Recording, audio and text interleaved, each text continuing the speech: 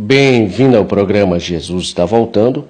Hoje eu tenho um texto maravilhoso para você entender o que era o casamento judaico na época de Jesus e o casamento que vai acontecer muito em breve de Jesus com a sua noiva.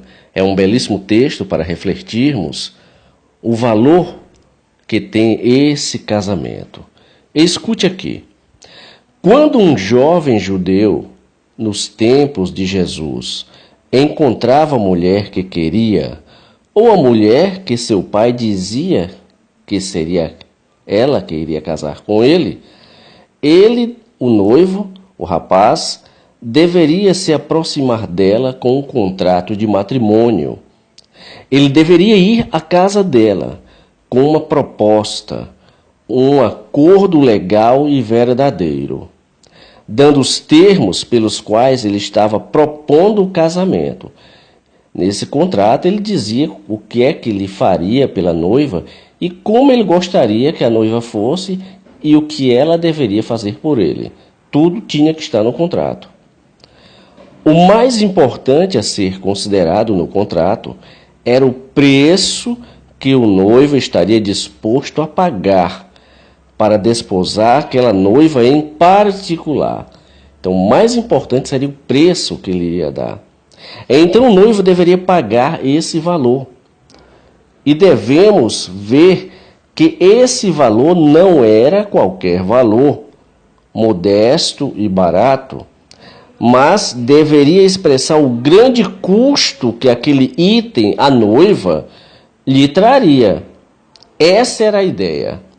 O jovem não deveria se iludir que estaria adquirindo algo que não fosse dispendioso, comprando a noiva por um preço barato. Ele deveria pagar caro pela noiva que escolhesse. E Jesus pagou esse preço altíssimo pela noiva. Deu a sua própria vida, derramou seu sangue para comprar a noiva. O preço foi pago. Por isso que devemos amar a Jesus por esse ato. Porque o preço que ele pagou para poder casar conosco foi altíssimo. Devemos valorizar este ato. Porque a noiva tem um compromisso agora com o noivo e ele já pagou o preço. Quando esse assunto estava encerrado, o noivo deveria partir. Ele deveria fazer um breve discurso à sua noiva dizendo: "Eu vou preparar lugar para você." E ele deveria retornar à casa de seu pai. E o que foi que Jesus disse ali aos discípulos? João capítulo 14, ele falou o seguinte: "Não se turbe o vosso coração. Credes em Deus, crede também em mim. Na casa de meu pai há muitas moradas. Se não fosse assim, eu vou-lo teria dito, pois vou preparar-vos lugar. E, se eu for e vos preparar lugar, virei outra vez e vos levarei para mim mesmo, para que onde eu estiver, estejai vós também." Então o noivo fez essa promessa de que iria preparar um lugar, mas voltaria. Jesus nos prometeu. Ele subiu e quando os discípulos estavam olhando ali para cima, os varões, os anjos que estavam ali, disse: "Galileus, varões galileus, por que estão olhando para cima? O mesmo Jesus que subiu, ele voltará também." Então existe uma grande promessa que o noivo vem buscar a sua noiva. De volta à casa do pai, o noivo deveria construir para ela uma câmara de núpcias, uma pequena suíte, na qual eles teriam sua futura lua de mel. Devemos notar que esse era um empreendimento complexo para o noivo. Ele deveria realmente edificar um aposento separado da casa de seu pai. A suíte nupcial deveria ser linda. Ninguém passa a lua de mel em qualquer lugar. Por isso é que ela tinha que ser linda. E ali deveria haver provisões estocadas, escute isso aqui agora. Ali deveria haver provisões, mantimentos estocados, pois o noivo e a noiva deveriam permanecer 7 dias ali dentro. Eles ficavam nesta lua de mel durante 7 dias. E o paralelo que nós temos é que Jesus, depois que levar a sua noiva para o grande casamento, vai passar 7 anos com ela, festejando o seu casamento, e depois dos 7 anos é que ele vai descer e apresentar a noiva aos convidados, como nós vamos ver aqui durante a lida desse texto. Esse projeto de construção da câmara nupcial tomaria praticamente 1 ano, e o pai do noivo deveria ser o juiz sobre quando a obra estaria terminada. Então, o pai é que diria se estaria terminada aquele quarto ou se faltaria alguma coisa para completar, porque o pai queria ver tudo bem feito, tudo pronto para que a noiva fosse morar com ele lá. E a lógica nisso é que, se ficasse à vontade do noivo, ele faria aquele quarto de qualquer jeito, ele colocaria tudo, ele queria estar com a noiva e iria logo buscar a noiva, ele faria de qualquer jeito, super rápido, para estar logo com a noiva. Mas o pai do noivo, que já havia passado por isso na vida e estava menos ansioso, deveria dar a palavra final sobre a obra estar terminada ou não. E assim, se ficasse tudo pronto, ele iria dizer ao noivo para ir tomar a sua noiva e buscar a sua noiva. Por isso é que ninguém sabia, o noivo não sabe a hora, não sabia a hora que ele iria realmente apanhar a noiva. O que está escrito em Mateus, capítulo 24, verso 36 é: porém, daquele dia e hora ninguém sabe, nem os anjos do céu, nem o Filho, mas unicamente meu Pai. Então, quando Deus disser a Jesus, tudo está pronto, vá buscar a noiva, então ele vem buscar a sua noiva. Por sua vez, a noiva estaria obrigada, agora é para nós, escute isso aqui, por sua vez, a noiva estaria obrigada a esperar pacientemente. A noiva tem que esperar pacientemente, porque o noivo vem. Então, se você está impaciente, acalme-se, porque a promessa foi feita. O noivo pagou o preço alto, derramou o seu sangue. Foi o preço para estarmos com o noivo. Então não adianta lamuriar-se, não adianta blasfemar porque o noivo está demorando, porque ele vem.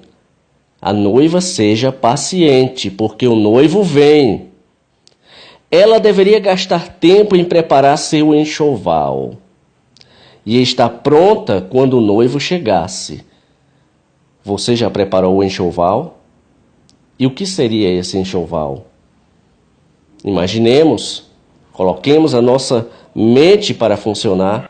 O enxoval da noiva é estar com as vestes limpas, estar antenada com o Senhor, orando, buscando a Deus, lendo a sua palavra, estar caminhando pelo caminho estreito, não estar ouvindo os murmúrios que estão à sua volta.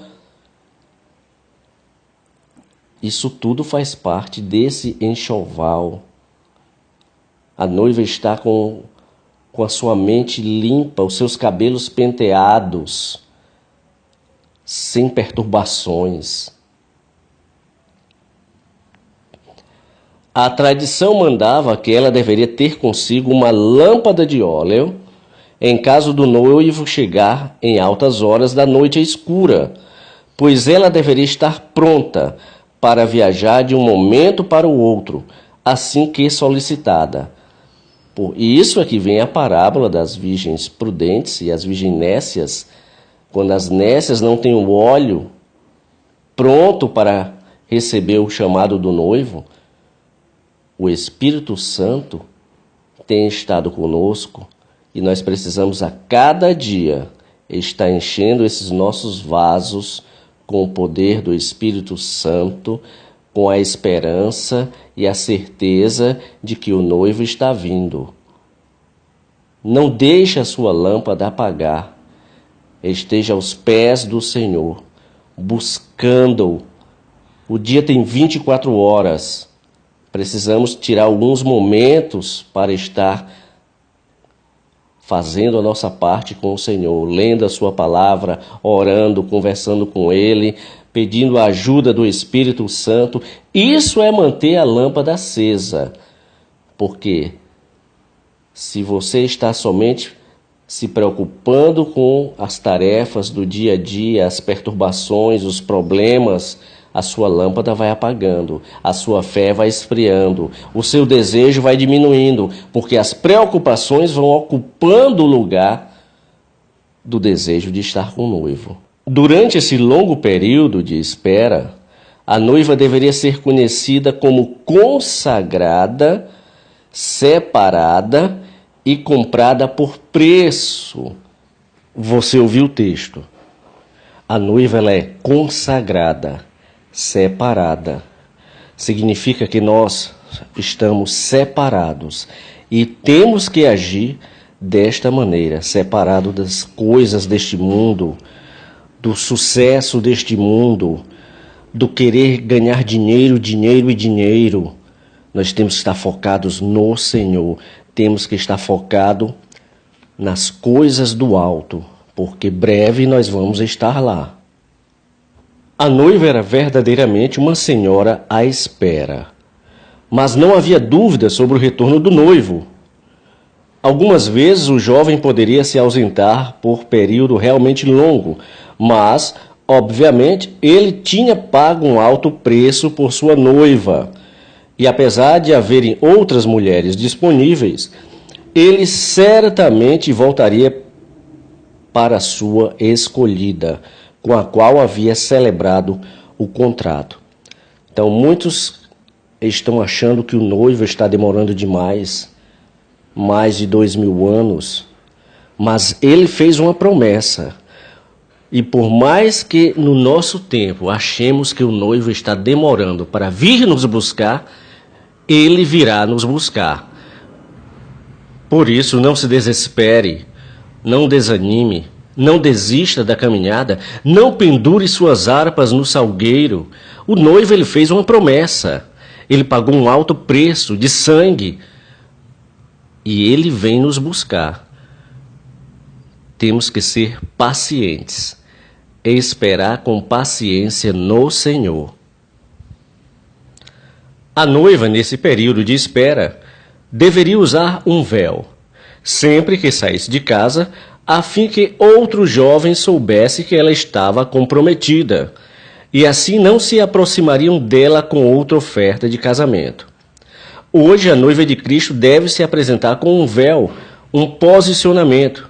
Aqueles que não compreendem nossa aliança com o Senhor tentarão nos oferecer outros contratos, que violariam aquele que fizemos com nosso noivo. Ela deve resistir aos que ofereçam traições e aguardar por aquele que pagou preço por ela. Ela deve resistir aos que ofereçam traições e aguardar por aquele que pagou o preço por ela. Onde quer que estejamos, por onde quer que andemos, as pessoas têm que ver a diferença. Esse é o véu que precisamos colocar, um véu de servo e serva de Deus, porque muitos se igualaram. Hoje não sabe-se mais quem é quem está uma mistura só. Mas existe um povo que está fazendo a diferença. E as pessoas estão olhando, o inimigo está olhando e está vendo que estamos com o véu do Senhor sobre nós. É isso que precisamos ter em mente.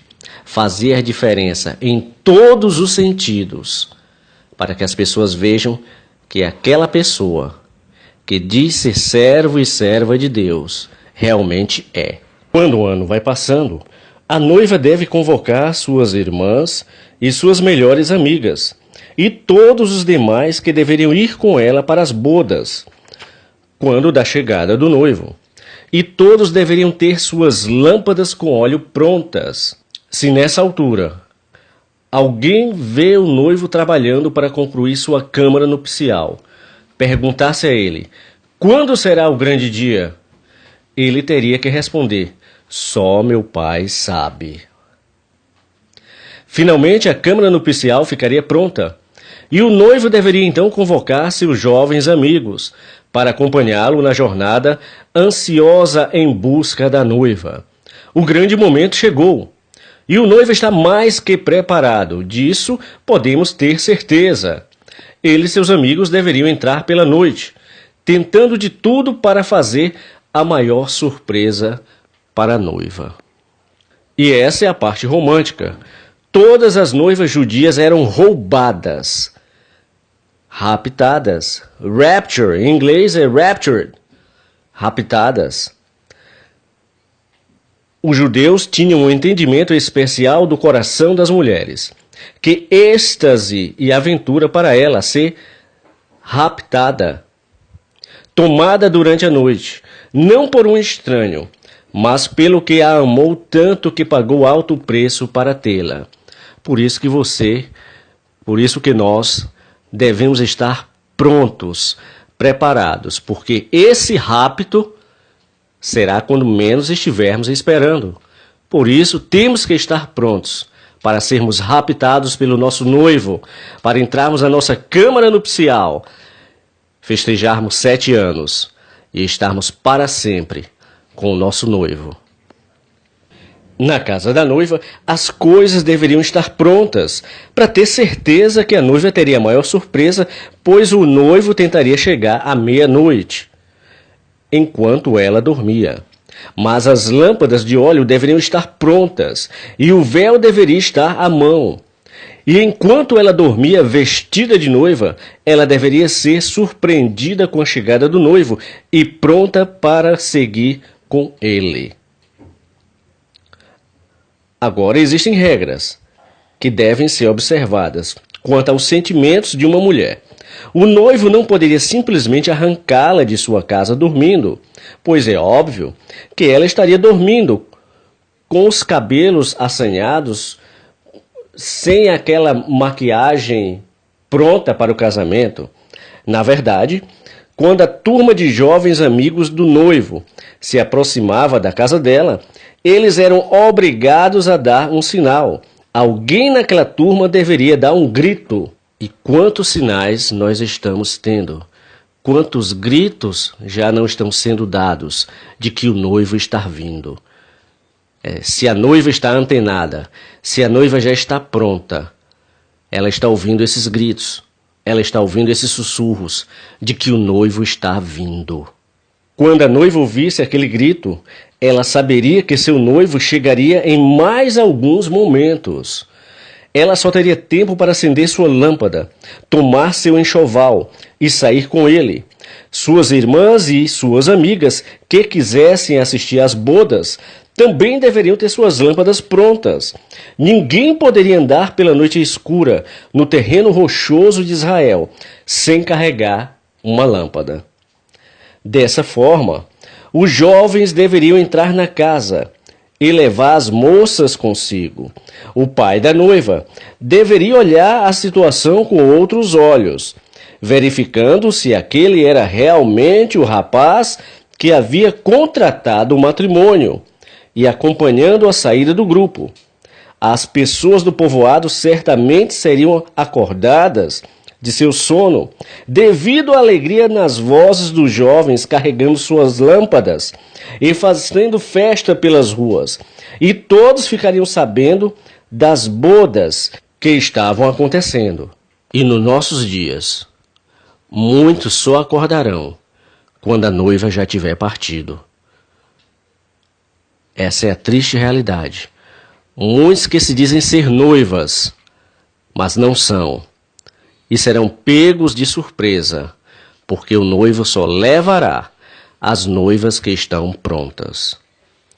Hoje, ouvimos carros buzinando, mas naquele tempo eles viam as lâmpadas clareando a noite escura.